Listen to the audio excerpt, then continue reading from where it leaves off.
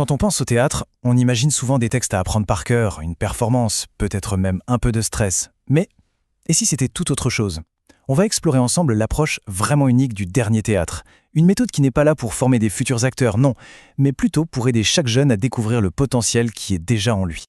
Alors, voyons comment un cours de théâtre, quand il est vraiment pensé pour les 10-13 ans, peut devenir un outil de développement personnel incroyable, bien plus que de simplement jouer sur scène. C'est une véritable aventure intérieure. Le premier point, et c'est la base de tout, c'est que le dernier théâtre a voulu créer un espace qui va bien au-delà du simple cours. Ici, le but, ce n'est pas la performance à tout prix, c'est avant tout de construire un cocon, un endroit bienveillant où chaque jeune peut explorer sa personnalité, oser exprimer ses émotions sans jamais avoir peur d'être jugé. Et cette approche, elle se démarque vraiment par sa méthode. Tout est centré sur le cheminement personnel de l'enfant, et pas du tout sur la compétition.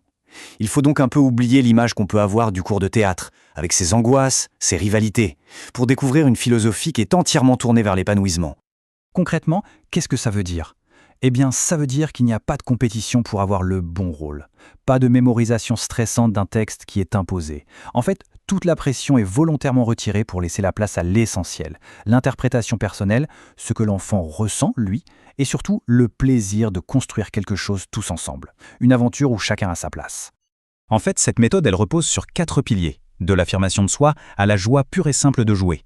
Chaque principe est pensé pour donner à l'enfant les outils pour s'épanouir, pour cultiver son autonomie et sa confiance en lui. Et le tout toujours à son rythme. C'est une sorte de boîte à outils pour bien grandir. Bon, mais alors comment est-ce que cette belle philosophie prend vie concrètement? Eh bien, en utilisant des histoires universelles comme un immense terrain de jeu.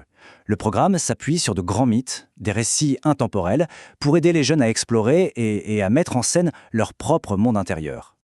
Le voyage, il commence avec l'Iliade. Alors oui, ça peut paraître impressionnant, mais en se glissant dans la peau des héros d'Homère, les jeunes explorent des notions comme la colère, le courage, la quête de sa propre place.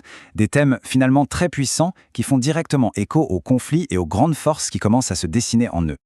Ensuite, le périple continue avec l'Odyssée.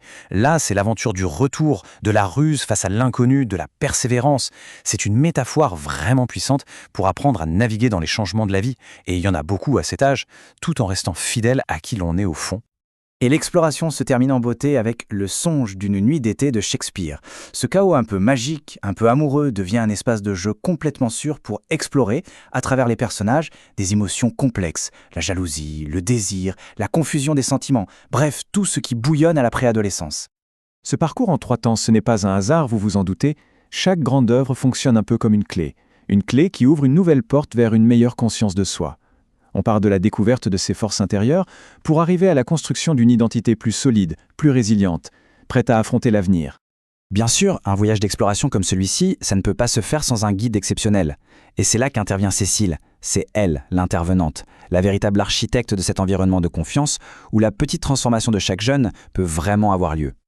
Et honnêtement, qui de mieux placé pour parler de son impact que les élèves eux-mêmes? Ils décrivent une énergie, une bienveillance qui permettent à chacun de se sentir non seulement écouté et soutenu, mais surtout libre. Libre d'oser, de se tromper, de rire et au final, de grandir. Au-delà de cette aventure humaine, qui est vraiment unique, quels sont les bénéfices concrets?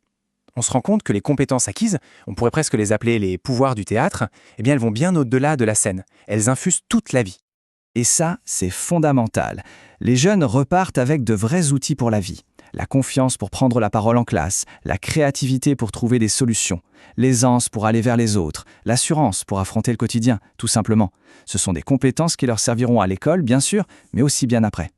Pour résumer, le dernier théâtre, c'est bien plus qu'un simple cours. C'est un véritable voyage à la découverte de soi, une expérience qui laisse une trace, une empreinte durable sur la confiance et sur la vision du monde d'un jeune. La question, au fond, c'est celle-ci. Quelle aventure votre enfant est-il prêt à vivre?